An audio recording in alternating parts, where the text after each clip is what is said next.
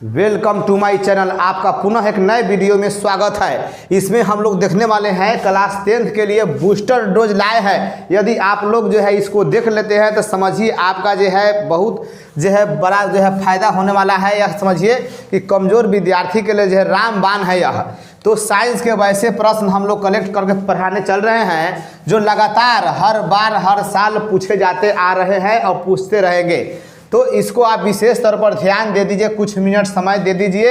यह हम लोग जो है ऐसे ही पर डे जो है आपका जो है बूस्टर डोज हम इस एग्जाम के समय में अंत समय में जो है एक रामबाण आपको हम पढ़ाने चल रहे हैं। तो देखिएगा, पहला है इसका क्वेश्चन जो है, पहले देखिए पहले कि इसमें से ये पता लगाइए कि पहले सुन लीजिए और देखिए आपको इसमें से कितना पता है, कितना याद है, तो अपनी तैयारी का जो है आप अनुमान लगा सकते हैं। ध्यान दीजिएगा, निर्वात में प्रकाश की चाल कितनी होती है? निर्वात में प्रकाश की चाल कितनी होती है? तो 3 × 10 के पावर 8 कितना होता है? 3 × 10 के पावर 8 मीटर प्रति सेकेंड।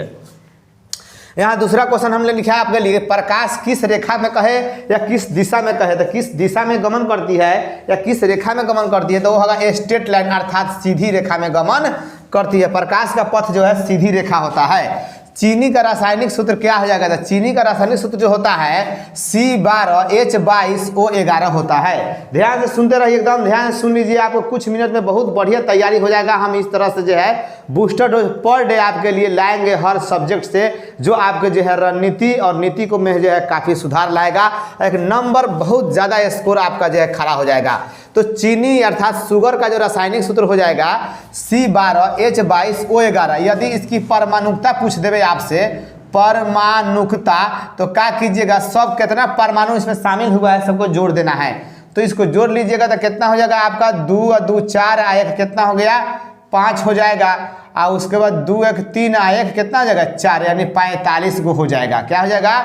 45 गो इसमें हो जाएगा। तो इसकी परमाणुता कितनी हो जाएगी? 45। आगे चलिए, ग्लूकोज का रासायनिक सूत्र पूछे, ग्लूकोज कहे या फ्रुक्टोज कहे? ग्लूकोज कहे या फ्रुक्टोज कहे तो दोनों का फॉर्मूला सेम होता है, C6H12O6, C6H12O6 होता है। तो इसको आप ध्यान रखेंगे, ग्लूकोज का जो है रासायनिक सूत्र हो जाएगा। उसके बाद पूछेगा कि भारी सूत्र का रासायनिक सूत्र क्या होगा?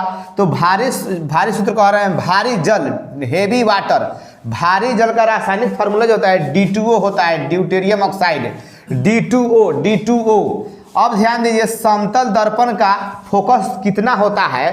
तो समतल दर्पण का फोकस जो है अनंत बनाता है, अनंत, इन्फिनिट आपका हो जाएगा, अनंत हो जाएगा। अब ध्यान दीजिएगा, समतल दर्पण का आवर्धन यानी मैग्निफिकेशन कितना होता है? तो वह जो होता है +1 होता है, क्योंकि समतल दर्पण में बनने वाला प्रतिबिंब जो होता है वह जितना वस्तु होता है उसी साइज का प्रतिबिंब बनता है, और अक्सर हमेशा सीधा बनता है, इसीलिए जो है प्लस में आता है। तो आप याद रखिएगा, समतल दर्पण का आवर्धन जो है +1 होता है। आवर्धन एक मात्रक विहीन राशि है, उसका कोई मात्रक कोई यूनिट नहीं है, वह यूनिट लेस होता है। ध्यान से सुन लीजिए आप। उसके बाद देखिए, मोमबत्ती का रासायनिक सूत्र क्या हो जाएगा? तो मोमबत्ती का रासायनिक सूत्र जो होता है C25H52 होता है। यह एक ऑर्गेनिक कंपाउंड है। मोमबत्ती में जो है मोम है, जो मोम जो होता है मधुमक्खी के छत्ते से प्राप्त होता है। अब ध्यान देंगे, जीवन शक्ति का सिद्धांत किसने दिया? तो जीवन शक्ति का सिद्धांत जो है वर्जिलियस दिए थे। कौन दिए थे? वर्जिलियस, जो 1815 में दिए थे। इनका मानना था कि ऑर्गेनिक कंपाउंड को किसी भी जो है मतलब मनुष्य उसको नहीं बना सकता, वह नेचुरल होता है, प्राकृतिक होता है। लेकिन जीवन शक्ति के सिद्धांत को जो है उन्हीं के ही शिष्य ओहलर ने झूठा करार दिया, और उन्होंने पहली बार प्रयोगशाला में यूरिया नामक कार्बनिक रसायन बनाकर उनके सिद्धांत को झूठा करार दिया। तो एक बात ध्यान रखिएगा, तो क्वेश्चन आ जाता है कि जीवन शक्ति के सिद्धांत को किसने अमान्य झूठा करार कर दिया, फैलिया दिया? तो ओहलर थे। कौन थे? ओहलर हो जाएंगे। यहाँ बने रहिए हमारे संग, एकदम कुछ देर के तैयारी में, कुछ देर के समय में बहुत अच्छा खासा हम तैयारी आपका करा दे रहे हैं। देखेंगे कि प्रयोगशाला में निर्मित पहला कार्बनिक पदार्थ कौन था, और जो ओहलर जो सबसे पहले का कार्बनिक यानी ऑर्गेनिक कंपाउंड बनाया वो कौन था? यूरिया था। कौन था? यूरिया था। तो याद रखिएगा इसको। अगला क्वेश्चन है कि भोजन का पचना किस प्रकार की क्रिया है? तो भोजन का पचना जो है एक ऑक्सीकरण क्रिया है, इसे आप लोग उपचयन अभिक्रिया भी बोला जाता है। यहाँ देखेंगे क्लोरोफिल में किस धातु का एक परमाणु पाया जाता है, तो क्लोरोफिल में जो है मैग्नीशियम धातु का परमाणु पाया जाता है, जिसका संकेत Mg होता है और मैग्नीशियम का परमाणु संख्या 12 होता है। अब देखेंगे एनीमिया जो रोग होता है वह किसकी कमी से होता है, तो एनीमिया जो बीमारी है वह शरीर में ब्लड के कमी से होता है, खून की कमी से एनीमिया नामक रोग हो जाता है। तो रक्त की कमी से आपका हो जाएगा।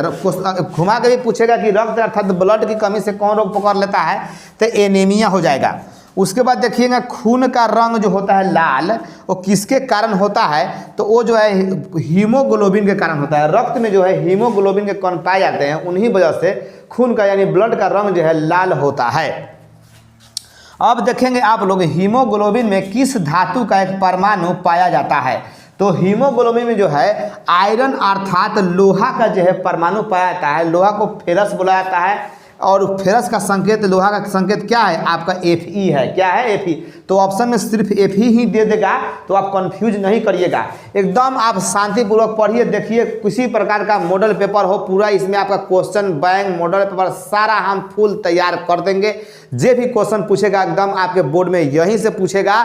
इसलिए सीरीज हम लोग का पहल का दिन है, ये डे क्या है, पहला दिन है आप लोग का के लिए हम बूस्टर डोज जो ला रहे हैं, पहल का दिन है। अब देखिए इस तरह से पर डे आपको 30-35 हम पढ़ाते चलेंगे, आपको पते भी न चलेगा, आपको 1500 क्वेश्चन आपके दिमाग में एकदम बस जाएगा और आप दुनिया आप अपना मुट्ठी में कर सकते हैं एकदम। अब चलिए आगे समझिए। अब ये सब ऑब्जेक्टिव काम आएंगे। अभी हम ऑब्जेक्टिव आप लोग का तैयार करा रहे हैं, जल्दी सब्जेक्टिव सीरीज भी संग संग बीच में आते रहेंगे। तो इसलिए चैनल पे नए हो तो अपने फायदे के लिए, अपने भलाई के लिए जुड़ जाइए, ताकि नोटिफिकेशन हमारा सबसे पहले आप ही के पास पहुंचे। देखिए किस धातु को सबसे पहले आप देखें, तो किस धातु को केरोसिन तेल में डुबो कर रखा जाता है, मटिया तेल में, तो वो आपका सोडियम हो जाएगा। कौन हो जाएगा, सोडियम को जो है मिट्टी तेल में डुबा कर रखा जाता है, क्योंकि बहुत ज़्यादा एक्टिव है, पानी में रखने पर भी वो जलने लगता है, बाहर भी जलने लगेगा। अगला क्वेश्चन आ गया कि एकमात्र धातु मेटल, एकमात्र धातु जो द्रव अवस्था अर्थात लिक्विड अवस्था में पाई जाती है वो कौन है, तो पारा है। पारा को मरकरी भी बोलते हैं, जिसका संकेत क्या है, Hg है। तो इसको ध्यान रखिएगा। पारा का जो है, पारा के परमाणु संख्या कितना होता है, आप कमेंट करके बताए तो कितना याद है कि नहीं आपको। यहाँ समझिए। अब अगला क्वेश्चन आ गया कि एकमात्र अधातु, एकमात्र अधातु जो द्रव अवस्था में पाई जाती है, नॉन मेटल की बात हो रहा है, नॉन मेटल, तो ये आपका ब्रोमीन हो गई। समझिए बोर्ड के दोनों दुलरुआ क्वेश्चन है ये, इसमें से कौन ना कौन को हर साल रहता ही है या दोनों ही रहता है। तो धातु कहेगा द्रव अवस्था में तो आपका पारा हो जाएगा, और अधातु अर्थात नॉन मेटल कहेगा जो पानी के रूप में, द्रव के रूप में होता है, तो कौन हो जाएगा, ब्रोमीन हो जाएगा। तो यहाँ पे आप 18-19 में कन्फ्यूज नहीं हो गया, बहुत बहुत इंपॉर्टेंट ये क्वेश्चन है। अगला क्वेश्चन आ गया आप लोग का कि एकमात्र अधातु जो विद्युत अर्थात करंट का, बिजली का सुचालक होता है, जिसे करंट फ्लो करता है, पार करता है, तो ग्रेफाइट हो गया। आप जानते हैं कि सभी अधातुएं विद्युत का कुचालक होती है, लेकिन उन अधातुओं में एक होता है एक्सेप्शनल जो है, वो अधातु में वो कौन है, जिससे करंट फ्लो कर जाता है, पार कर जाता है, सुचालक होता है, तो कौन होता है आपका, ग्रेफाइट होता है। इसको याद रखेंगे, इसमें फ्री इलेक्ट्रॉन होता है। अगला आ गया कि पत्ते का रंग जो होता है हरा हरा, वो क्यों होता है, दरअसल उन पत्तों में जो है क्लोरोफिल पाया जाता है, क्लोरोफिल की उपस्थिति के कारण जो है पत्ते का रंग हरा होता है। अगला देख लेंगे हम लोग, रंध्र जो होता है, पौधों के पत्तियों में मेही छिद्र पाए जाते हैं, महीन छिद्र पाए जाते हैं, उन छिद्रों को ही रंध्र कहते हैं। श्वसन गैसों का आदान प्रदान उन्हीं छिद्रों से होता है। श्वसन गैस कौन होता है, कार्बन डाइऑक्साइड और ऑक्सीजन होता है। तो उन रंध्रों का खुलना, कब खुलेंगे कब बंद होंगे, इसका भी कंट्रोल है। कौन नियंत्रित, किसके द्वारा नियंत्रित होता है, तो ये आपका द्वार कोशिका होता है। जन्म करते हैं गेटपाल जो होता है ना, गेट बंद करे काम करता है, वही गेटपाल है, द्वार। इसको इंग्लिश में गार्ड सेल्स बोलते हैं। क्या बोलते हैं इंग्लिश में, इसको बोला जाता है गार्ड सेल्स। बहुत सारा कोशिका से सेल्स बोला गया, तो गार्ड सेल इसको बोला जाता है इंग्लिश में। तो ये ध्यान रखिएगा। तो खुलने या बंद होना है रंध्र का कौन कंट्रोल करता है, तो द्वार कोशिका। बहुत अच्छा क्वेश्चन है ये।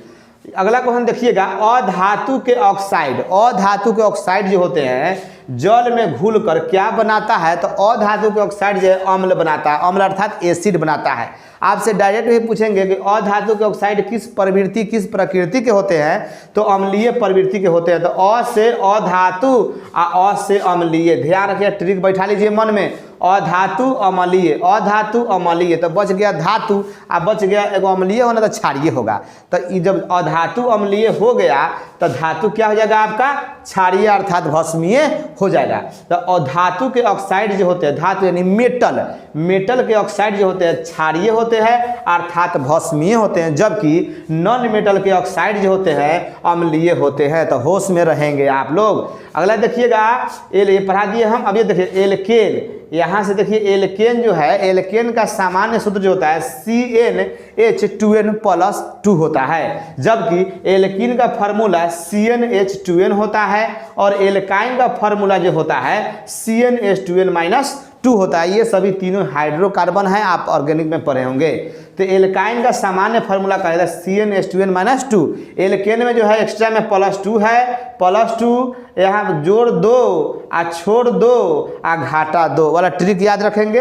एल्केन में सब में जो है कॉमन क्या है, सब में आपका CnH2n है, सब में CnH2n है। ध्यान दीजिएगा, याद हो जाएगा एकदम 2 मिनट में। CnH2n सब में है, लेकिन एल्केन में क्या किया है, 2 जोड़ दिया है, एल्कीन में क्या किया है, 2 छोड़ दिया है, एल्काइन में क्या किया है, 2 घटा दिया है। तो ये फार्मूला खूब घूमते फिरते आपको रहता है। उम्मीद करते हैं आप समझे होंगे।